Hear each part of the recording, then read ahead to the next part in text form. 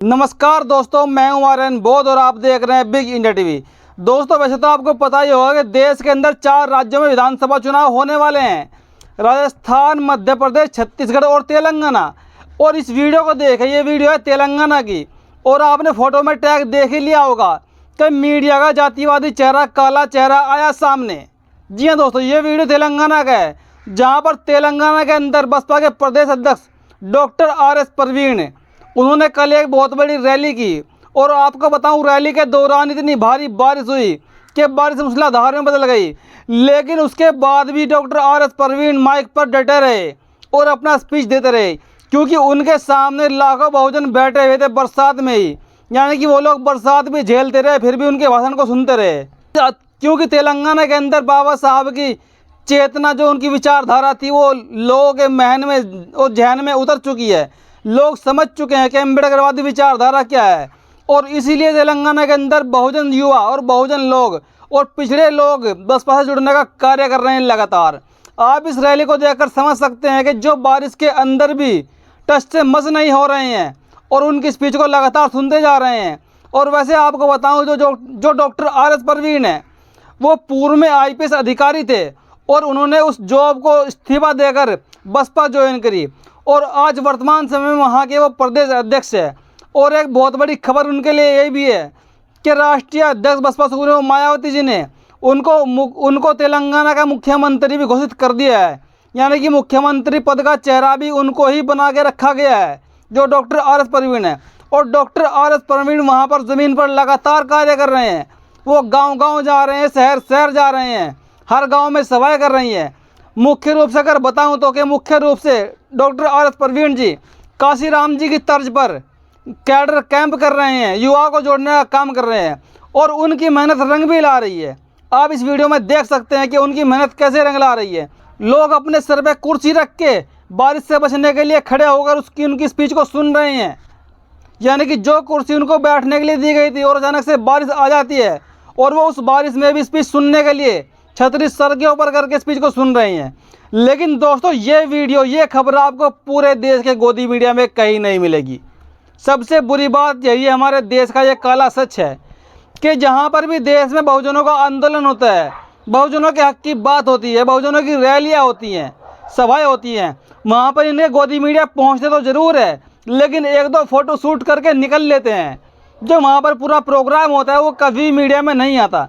यानी कि अगर यहाँ पर 1 लाख लोग भी आते हैं तो वहाँ पर वो 10 लोग बताते हैं और बताते भी नहीं है।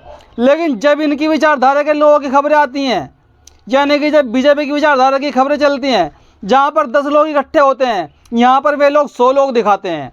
यानी कि वो मुख्य रूप से अपने फ़ायदे के लिए अपनी खबरों को कवर करते हैं। यानी कि हमारे देश की गोदी मीडिया में जो लोग बैठे हुए हैं वो पूर्ण रूप से जातिवादी हैं, संकीर्ण मानसिकता वाले लोग हैं। क्योंकि देश के अंदर जो SC ST और पिछड़ा तबका है, जब इनके हक की बात होती है तो ये खबरों को गायब कर देते हैं। और आपने अभी देखा होगा पिछले पूरे साल के अंदर, जैसे जो दिल्ली के मंत्री थे राजेंद्र पाल गौतम, वो लगातार पूरे देश में लोगों की जनसभाएँ करके बुद्ध धर्म को फैला रहे हैं। यानी कि हज़ार कहीं के हज़ार लोगों को बुद्ध धर्म की दीक्षा दिए जा रहे हैं। लेकिन यही खबरें आपको गोदी मीडिया में कभी नहीं दिखाई जाएंगी। वहाँ सिर्फ दिखाया जाएगा अंधविश्वास और पाखंडवाद, और जो उनके हक की बात करे, जो उनके हक अधिकारों को संभाल सके। लेकिन जो देश का गरीब, दलित और पिछड़ा है, मुस्लिम समाज है, उनकी खबरें कभी नहीं दिखाई जाएंगी। आपने उनका नाम तो सुना ही होगा, जो ओवैसी जी है, इनकी पार्टी MIM है। ओवैसी जी कितनी रैलियाँ करते हैं, अपनी स्पीच देते हैं, और स्पीच भी खतरनाक वाली देते हैं, क्योंकि वो एक पार्टी चलाते हैं MIM के नाम की। और आपको गोदी मीडिया में उनकी भी एक भी खबर नहीं मिलेगी, एक भी न्यूज़ नहीं मिलेगी। अगर वो कहीं पर आपको दहाड़ते हुए मिल जाए गोदी मीडिया के अंदर, तो दोस्तों ये गोदी मीडिया का काला चेहरा है जो सामने आ रहा है। और दोस्तों, सबसे बड़ी बात, जो इंडिया वाला गठबंधन है, इंडिया वाले गठबंधन में अब वहाँ के जो मुख्य अधिकारी होंगे, जो मुख्य संयोजक होंगे, वो होंगे राहुल गांधी। और दोस्तों, अब राहुल गांधी जी के ऊपर से जो वो मानहानि का केस लगा हुआ था वो हट चुका है। अब इंडिया वाले गठबंधन के जो प्रधानमंत्री पद के दावेदार होंगे, ये आशंका जताई जा रही है कि वो राहुल गांधी होंगे। और इसी वजह से उन्होंने अब तक बहन कुमारी मायावती जी को इनवाइट नहीं किया गया था, वो भी सिर्फ कांग्रेस के कहने पर। क्योंकि जैसे बीजेपी डरती है बहन कुमारी मायावती से और जैसे कांग्रेस डरती है बीजेपी से, उतनी ही कांग्रेस डरती है बहन कुमारी मायावती जी से, इसलिए गठबंधन में लेने के लिए वो तैयार नहीं है। क्योंकि जितना काम तमाम बीजेपी ने कांग्रेस का कर दिया है पूरे देश में, अब बचा खुचा कर वो बहन जी को ले लेंगे अपने साथ, तो उस कांग्रेस पूरी पार्टी को, बाकी को बहन कुमारी मायावती जी ख़त्म कर देंगी। उनको यही डर सता रहा है और इसीलिए गठबंधन के जो पदाधिकारी होंगे, जो पीएम पद के दावेदार होंगे, वो कांग्रेस पार्टी से ही होंगे, चाहे वो प्रियंका गांधी हो, चाहे फिर वो राहुल गांधी हो। क्योंकि उनको पूरा पूरा खतरा उनके सर पे मंडरा रहा है कि अगर हमने बहन कुमारी मायावती जो गठबंधन में ले लिया और अगर हमने गलती से उनको पीएम पद का दावेदार बना दिया तो चुनाव तो गठबंधन जीत जाएगा, लेकिन पीएम का चेहरा उनको बहन कुमारी मायावती जी को बनाने के बाद पीएम भी बनाना पड़ेगा। और अगर एक बार पीएम बहन कुमारी मायावती जी बन गई तो जैसे उत्तर प्रदेश से कांग्रेस ख़त्म हो गई, कांग्रेस जीरो हो गई, तो वैसे कांग्रेस जो बची खुची है, जो आधी बीजेपी ने ख़त्म कर दी और आधी जो बची रह गई है, उसको मायावती जी ख़त्म कर देगी, फिर कांग्रेस का वजूद ख़त्म हो जाएगा। तो इसी बात को सोचते हुए कांग्रेस ने अब तक बहन कुमारी मायावती जी को उस गठबंधन में शामिल करने का न्योता भी नहीं भेजा है। और दोस्तों इसी वजह से आप देख भी रहे हैं लगातार के देश में तीसरे मोर्चे की मांग भी उठ चुकी है और बहन कुमारी मायावती जी ने इसकी शुरुआत भी कर दी है कि देश में तीसरा मोर्चा बनाने जा रही है बीएसपी पार्टी। आकाश आनंद ने पहले ही मीडिया में बयान दे दिए है। और दोस्तों इस तीसरे मोर्चे में समथिंग ऐसी कोई 10 पार्टियाँ आने वाली हैं। पार्टी पहले ही आपको बता चुका हूँ। और दोस्तों मुख्य रूप से जो दो बड़े दल हैं वो दलित और मुस्लिम इस गठबंधन का मुख्य चेहरा होंगे, क्योंकि जब तक जिस गठबंधन में दलित और मुस्लिम नहीं होगा वो गठबंधन किसी भी कीमत पर जीत नहीं सकता। और दोस्तों जो मुख्य बात एक इंडिया वाले गठबंधन की है कि जो इंडिया वाले गठबंधन में और एनडीए वाले गठबंधन में जो छोटे छोटे दल है, वो दल ऐसे हैं जिनके पास एक भी विधायक और सांसद नहीं है। लेकिन अब भी फिलहाल जो देश में 10-11 पार्टियाँ बची हैं, उन जो पार्टियाँ तीसरे वाले गठबंधन में आने वाली है, तीसरे मोर्चे में आने वाली है, बसपा के मोर्चे में आने वाली है, उन सब के अगर सांसदों को मिलाकर बात की जाए तो उन सब के पास टोटल 91 सांसद है। और जब वो गठबंधन के साथ चुनाव लड़ेंगे देश में 2024 के लोकसभा का, तो वो 91 से डबल भी हो सकते हैं।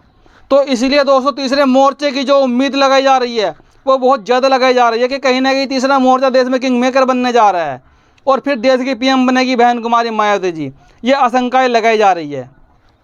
तो दोस्तों हम बात कर रहे थे तेलंगाना की, जहाँ पर तेलंगाना के अंदर डॉक्टर RS प्रवीण लगातार दिन रात मेहनत करके अपनी नौकरी को छोड़कर उनको बहन कुमारी मायावती जी ने प्रदेश अध्यक्ष भी बनाया है। और वो काशीराम जी की तर्ज पर लगातार गांव-गांव जाकर सर्वे करके और हर छोटे बड़े समाज को, गरीब अमीर समाज को बसपा की विचारधारा जोड़ने का काम कर रहे हैं।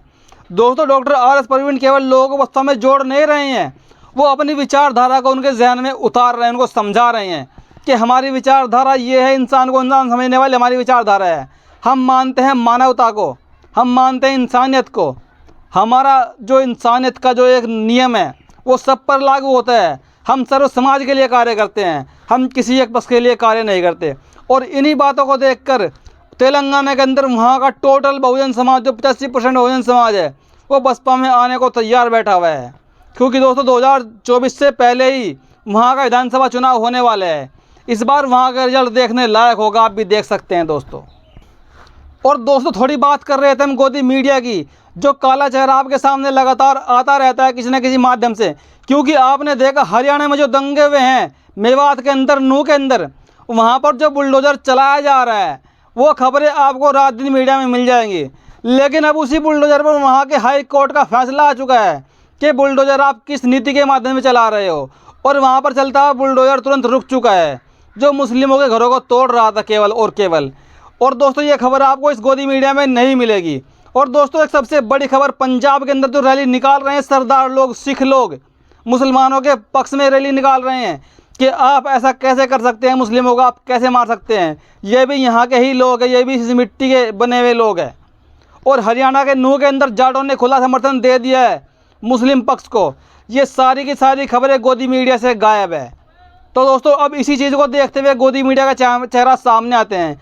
यानी कि जो खबर भाजपा के लिए अच्छी होती है, जो भाजपा का वोट बैंक बटोरती है, वो खबर तो ये 1 की 10 बना के आराम से चला देंगे, सारे चैनलों पे चला देंगे। लेकिन अगर एक भी न्यूज़, एक भी खबर बीजेपी के विरोध की आती है, बीजेपी के विपक्ष में आती है, तो वहाँ पर उस खबर को ये ज़ीरो कर देते हैं, शून्य कर देते हैं। दोस्तों वो तो शुक्र है सोशल मीडिया का कि अब देश के प्रत्येक नागरिक के हाथ में सोशल मीडिया है। जहाँ भी कोई घटना घटती है तुरंत फ़ोटो ले तुरंत वीडियो बना के लोग सोशल मीडिया पर डाल देते हैं और वो खबर आग की तरह फैल जाती है और इनके काले चिट्ठों को ऐसे ही सोशल मीडिया खोलता भी रहता है। दोस्तों, आपको ये खबर कैसी लगी अपनी प्रतिक्रिया कमेंट में जरूर दीजिएगा। धन्यवाद।